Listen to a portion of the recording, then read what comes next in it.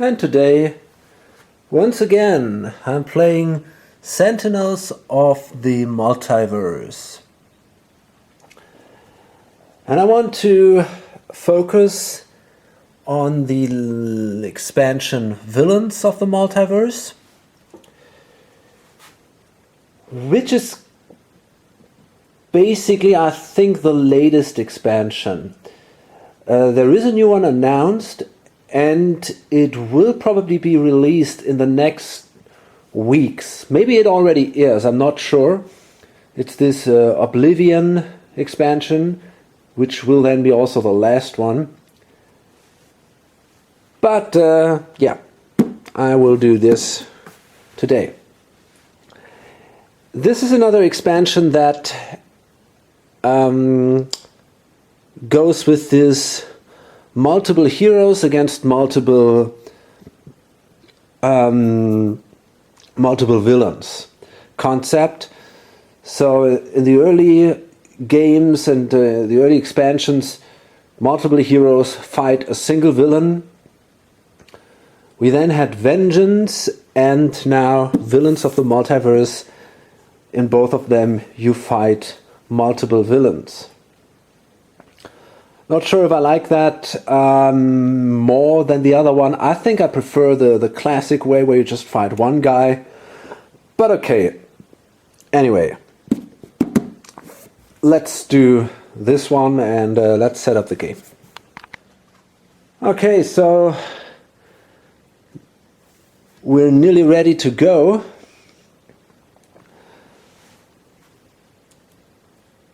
I've randomly chosen as villains La Capitane, that lady here, 24 life points, and says gameplay: at the end of La Capitane's turn, if Chiquito is in play, La Capitane deals the hero target with the highest hit points 3 energy damage. If not, move Chiquito from La Capitane's trash into play, and the hero with the most cards in hand discards 1 card. So the problem with Chiquito, it's actually this guy, and he starts the game right away. Okay, in play. And he's got 4 life points. And it says the first time a player discards a card each turn, place it under this card. So there we already see a problem. If Chiquito is not in play, then he is removed back into play, and the hero with the most cards in hand discards a card. So that would apply right when he comes into play. And then it says when La Capitane or this card would be dealt damage, move 1 card from under this card to the appropriate trash. If a card is moved this way, prevent that damage.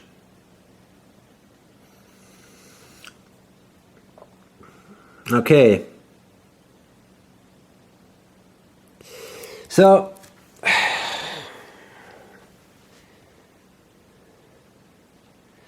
that is pretty bad actually, because it means as long as this guy is alive, if we discard cards, they go underneath this card. And then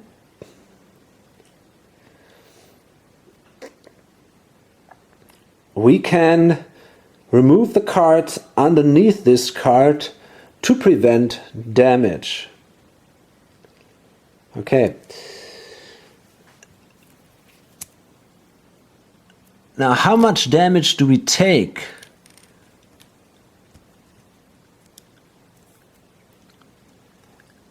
If it's La Capitane's turn? Well, actually none. She doesn't do a... Well, yes, there is. If Chiquito is in play, we have a 3 energy damage. Wow. Whew. That's tough. This is pretty horrible. I'm not even sure if I can stop him from... If I want to try to kill him at all, it's hard to say, because he comes back so easily.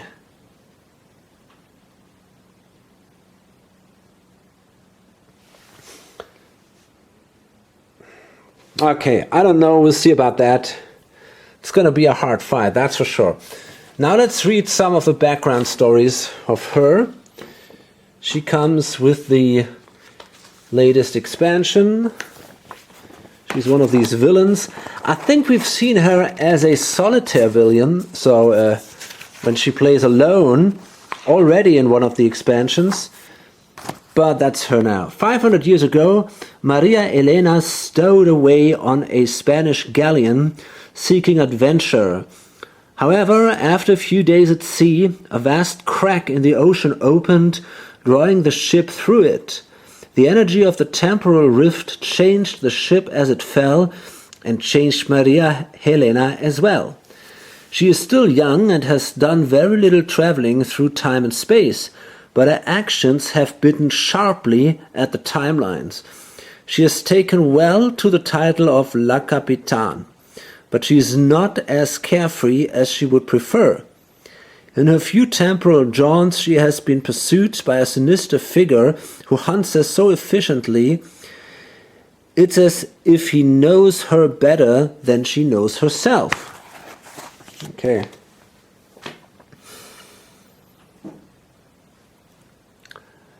Then the second villain is the operative. At the end of the operative's turn, the operative deals the hero target with the second lowest hit points 2 melee damage. Okay. And then we have this I-Do practitioner card in play. The first time damage dealt by the operative reduces a target to 0 or fewer hit points each turn. The operative deals the hero target with the highest hit points 5 melee damage. Okay, that is a problem if we have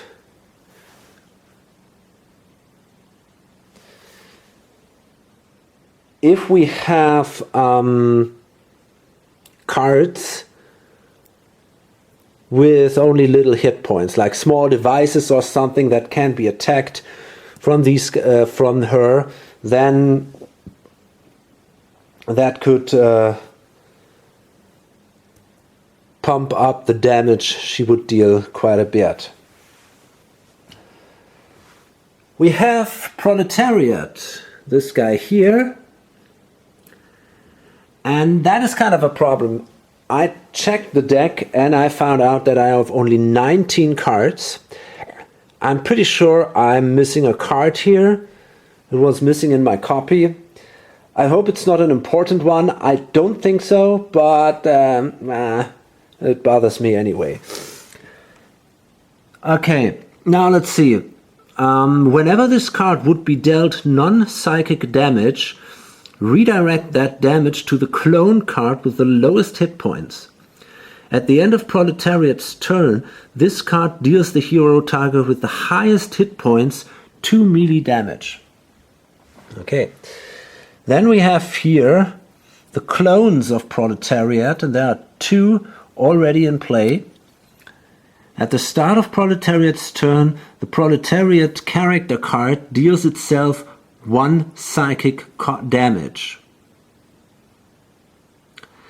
At the end of Proletariat's turn, this card deals the hero target with the highest hit points 2 melee damage. Okay.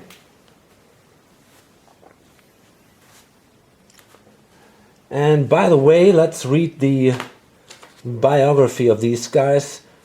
First, the operative. Sophia de Leon was only a teenager when she met the chairman. He admired her strength, her intelligence, and her ruthlessness in running one of the toughest street gangs in Rook City. He made her a deal, and Sophia worked as the right hand of the chairman. In the underground world, just the mention of the operative closed deals and ended resistance. However, things didn't always go so smoothly for the operative. A mortal injury left the operative on a deathbed, and her night her nigh lifeless body was sent from Rook City to the temple of the mystic known as Zhu Long. There she would work her way back.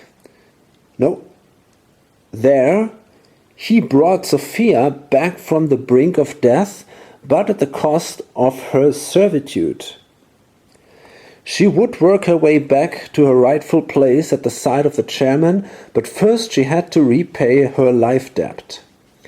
As an agent of Zhu Long, she fights for his unknowable causes. She still has some access to her former contacts as a part of the organization, but the operative is largely on her own, using her skills and some extra tricks and gear from the ninjas from Zhu Long's temple. She carries out the missions she is assigned by her mystical master. Okay. Now these two guys are from the Villains expansion. Proletariat is from the Vengeance expansion. And I just took him to show how they work together. Is it possible to mix them up? I haven't tried it, but I think that should not be a problem. So let's see.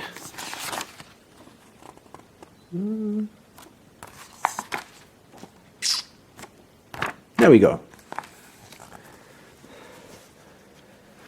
Alexander Tsarev proved his worth to Mother Russia by fighting in World War II. When the war ended, his service granted him the opportunity to join a secret program working to create the perfect combatant. Exposed to cosmic radiation from a lump of otherworldly material, Tsarev gained the ability to split himself into identical clones, each working together while sharing the same thoughts and experiences. But the strain of controlling his duplicates wore on his mind. As the threat of the Cold War loomed, the program cryogenically froze Tsarev until he was needed. Decades passed, and he was forgotten until Baron Blade freed him from his icy prison. Blade twisted Tsarev's views into new purpose, contrasting his pure devotion against the life of the willing government lapdog. Absolute zero. Spurred into action, Tsarev joined the Vengeful Five as Proletariat and fights to prove the true strength of numbers. Well, okay, so in this case, he kind of joined with the other guys.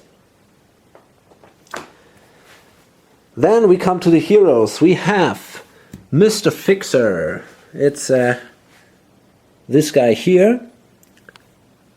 But yeah, we already seen the special ability here. So his power is Mr. Fixer deals one target, 1 melee damage. Not too impressive. And we see his biography here.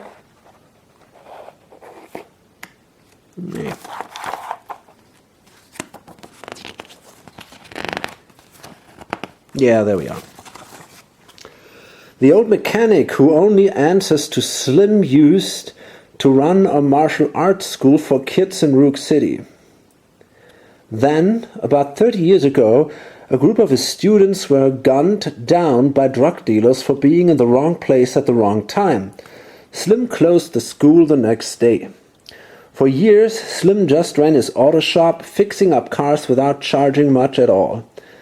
But with the pushers and dealers expanding their territories, threatening more people each day, Slim took to the streets, tools in hand.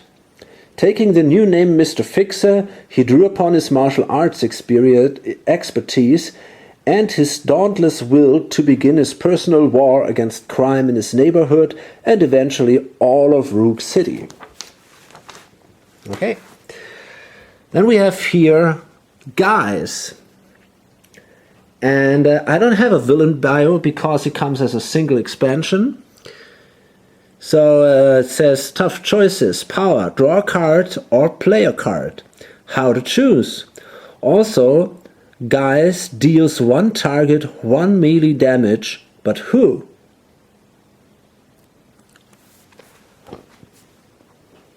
And finally we got Night Mist. Investigation. Night Mist deals herself 2 infernal damage, draw 2 cards. So, let's see, she comes with the Infernal Relics, I guess. So, here we are. Faye Diamond took over Diamond investigations after her father retired. She delved into the agency's files, researching the missing person case of her grandfather Joe.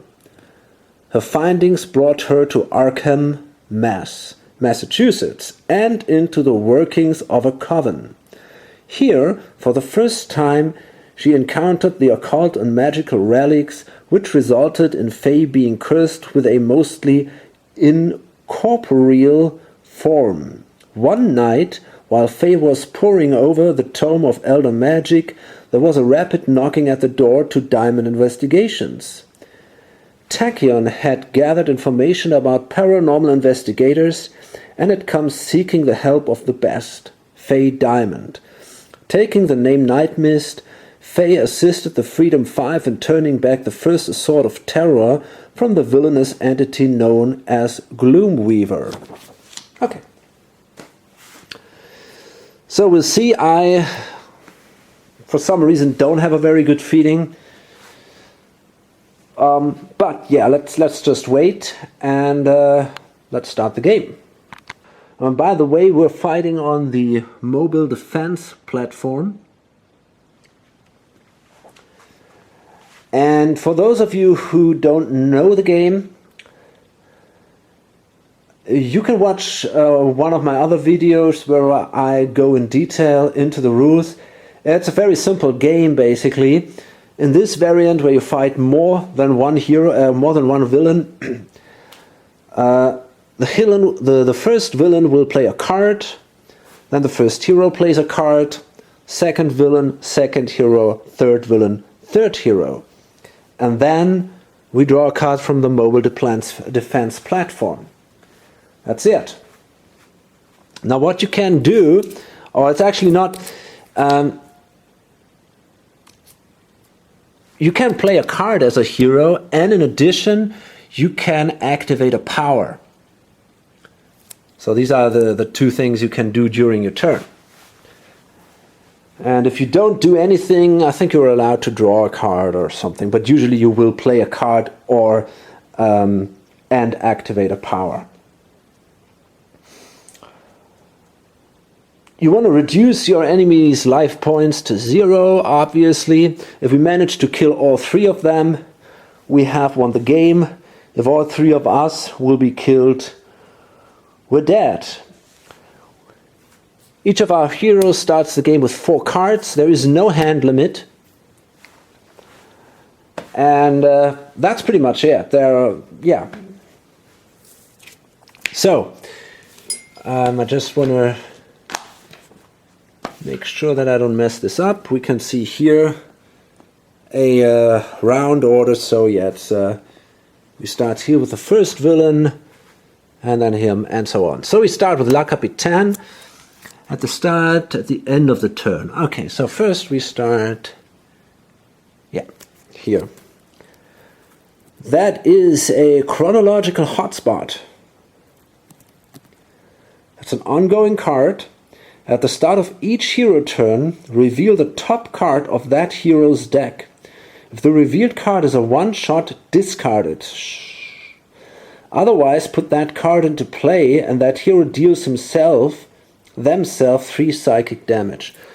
Holy shit, that is a very bad start. I mean, she seems really, really bad. Really strong, actually.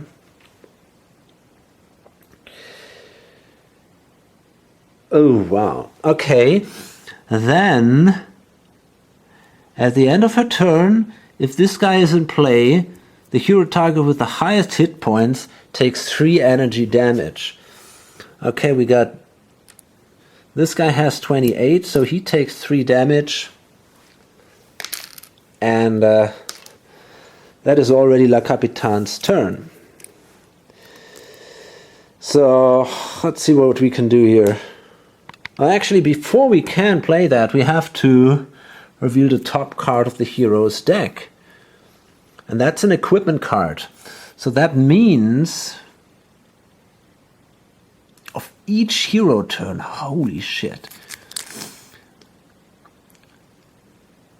Put that card into play, and that hero deals themselves 3 psychic damage. That's a very interesting card, actually, because it also brings the card into play. So that is really... Okay, but first we will take some damage, that's for sure.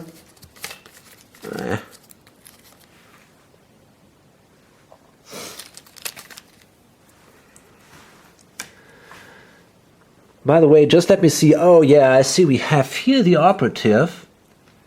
And you can see the symbol here. That indicates that she is the nemesis of Mr. Fixer. Now that means if they do damage one another, then the damage will be increased by 1. So he might considering attacking her. That would probably make a lot of sense then. Now let's see what that is. It's a grease gun. Non-hero targets cannot deal damage. You may not use powers. You may not draw cards. At the start of your turn, destroy this card. That is not a bad card, I guess. Okay. That is not a bad card.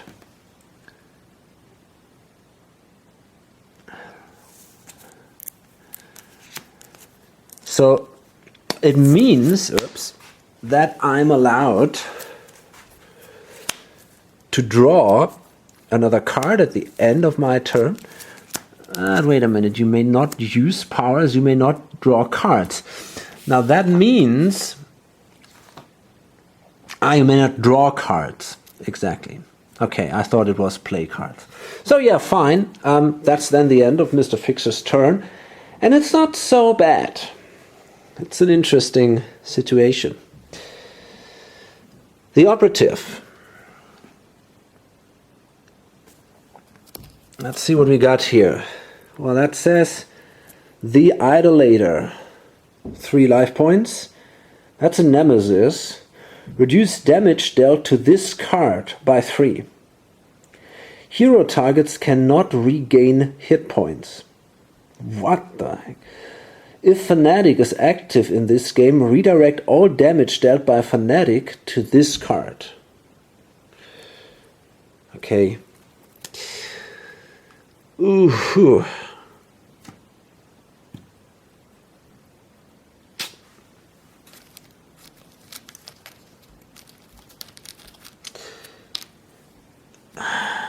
Well.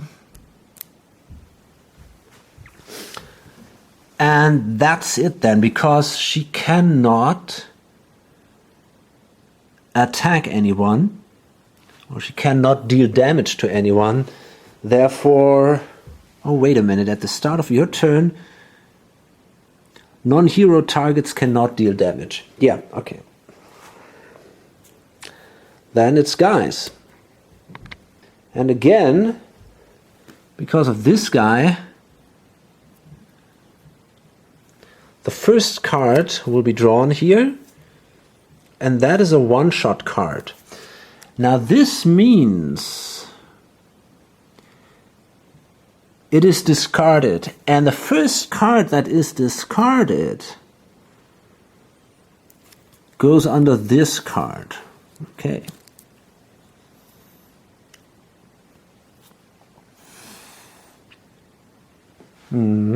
Fine.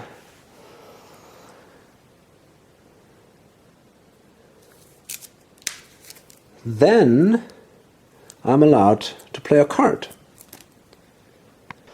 Okay, with guys, I want to play Look What I Found. Guys deals 1 target, 3 melee damage.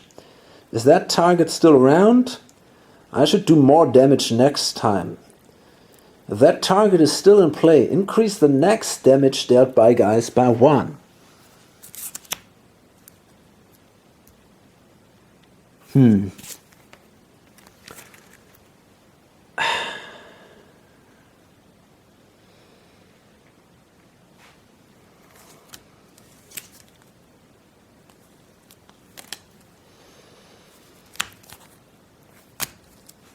Okay, I think I want to kill one of these clones.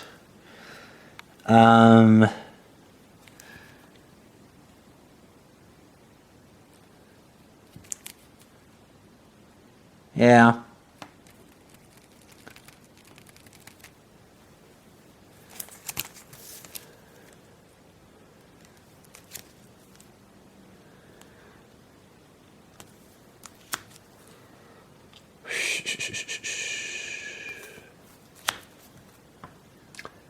It's really hard to tell.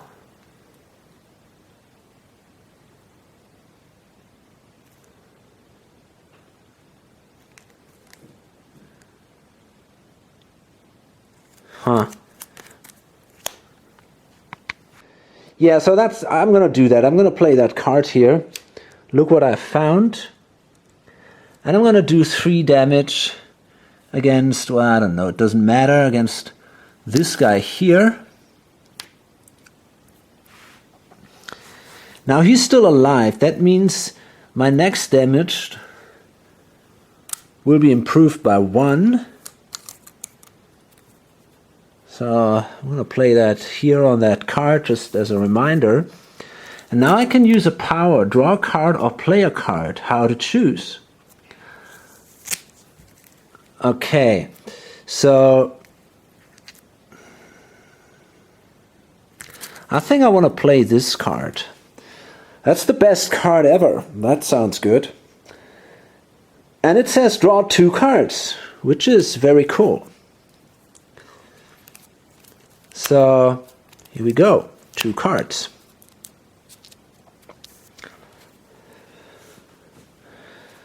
Then I can deal 1 target 2 melee damage. Because I get a +1, I'm allowed to destroy this sucker here, the first clone of Proletariat. Very good. Guys regains 1 hit point. Well, that's not the case because of the idolator. And then we had, if you throw your hands in the air and yell woo, you may play a card. Well, I'm not exactly going to do that, but I simply will play the card anyway.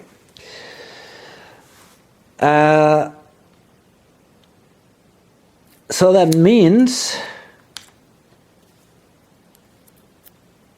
I can now actually play another card, which is pretty amazing. Let me see what I got. Okay, we got this one here. Where did I leave that? And it says draw 2 cards. Did you get what you were looking for? If so, good. If not, you may discard the 2 cards you just drew to put a card from your trash in your hand.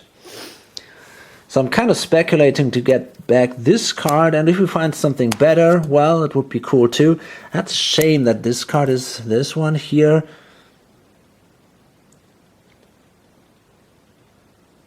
Oh, wow. Still, I think I'm going to discard these and instead grab again this one. That is a really cool card, my best card ever.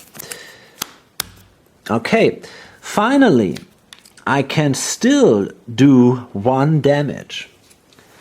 And I think I want to do damage to this guy. So that means that card goes back. And, you know, the thing is, I just don't want to get him too strong. That is something that kind of... you know, I don't want him to have at the end of the game, I don't know, 10 cards underneath, so that is basically impossible to kill. So therefore, I think it might make sense to give him these little damages, and the card also goes back in my trash, and that could be useful maybe later on. Okay, that's his turn, and there's a lot to do with him. I already like him. He seems very interesting. Now, what about Proletariat? Here we are. At the start of Proletariat's turn, the Proletariat character card deals itself 1 psychic damage. Now that's not going to happen because of this card, which says the non-hero targets cannot deal damage.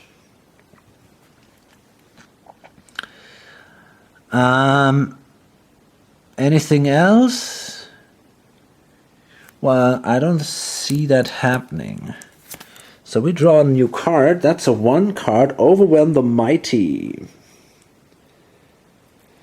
Each Proletariat deals the hero target with the highest hit points 1 irreducible melee damage. I don't think that's happening. Irreducible, that's one thing. But if it says it simply cannot deal damage at all, we don't have any damage. So I think there will be no damage. And finally, this card would deal damage, and that card would deal damage, but this is all not happening during this turn. So there was no effect here. And then it's Night Mist. So again, we have to do the chronological hotspot first. That means we draw a card. That's an equipment card. The Star Shield Necklace. So it says, at the end of your turn, you may discard a card.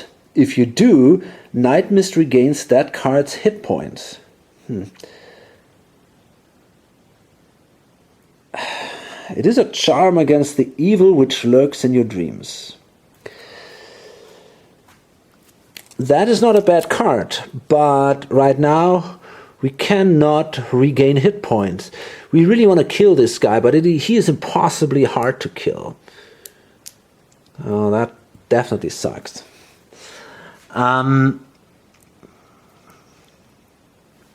Okay, now that is not a one-shot, so it means we'll take 3 psychic damage.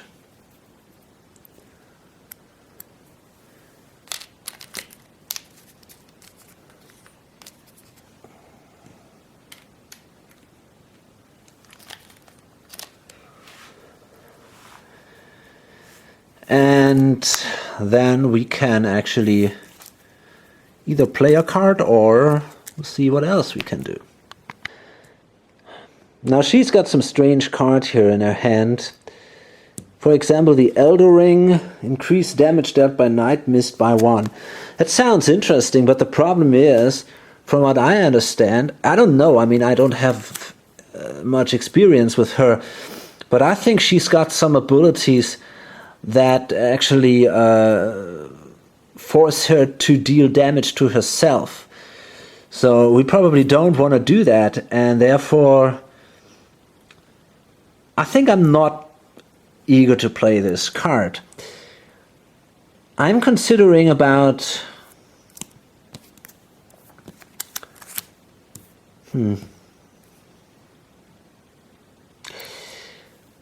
I think right now I'm actually most happy with Guise. He seems to be a very cool player. Reveal the top card of your deck. Night Mist deals herself that card's infernal damage. One player may draw that card's whatever cards. Put the revealed card into your trash. Okay, so I'm going to play this one. Then I'm going to flip this. Okay, so I take 2 damage.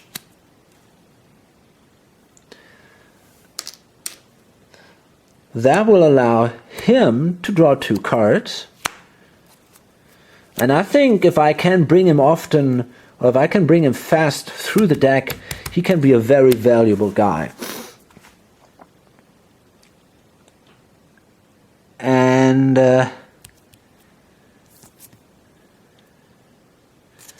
okay. And then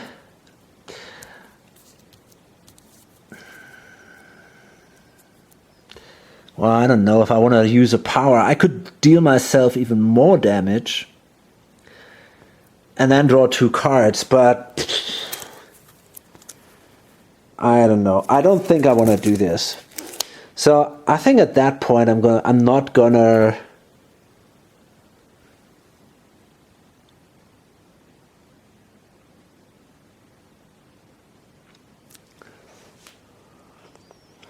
use a power, simply going to draw another card. And it would be a cool idea to kill this guy, because then with this Star Shield necklace she could also regain hit points, and that could be a good idea. But as long as this sucker is in the game, that is impossible. Okay, now that's the end of the heroes and the villains. We see now at the end what happens on the mobile defense platform. That's a shield generator. Well, okay, with 6 hit points, reduce damage dealt to environment targets by 1.